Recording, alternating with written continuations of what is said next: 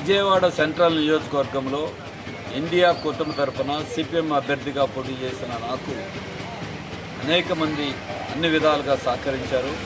వారందరికీ ధన్యవాదాలు, అభినందనలు తెలియజేస్తున్నాం. ఇతర పార్టీలు ఎన్నికల వరకు ప్రజలకు కనబడతారు, మళ్ళీ ఎన్నికల తర్వాత ప్రజలకు మొహం చాటేస్తారు. ఫలితాలు రాకముందే ప్రజలను కలుసుకుని వారితో మేము అండగా నిలబడతామని తెలియజేస్తా ఉన్నాం. అంతేకాదు ఈరోజు తెలుగుదేశం వైసీపీ పోటీపడి విచ్చలవిడిగా జనాన్ని భ్రమల్లో పెట్టడానికి కోట్లాది రూపాయలు పంపిణీ చేశారు.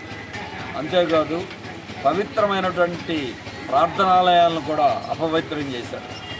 వాళ్ళకి చర్చిలకి, మసీదులకి, దేవాలయాలకి మేము ఏసీలు ఇస్తాం, లేదు రేకుల షెడ్లు తీసి స్లాబులు కట్టిస్తాం, లేదా భవనాలు కట్టిస్తాం,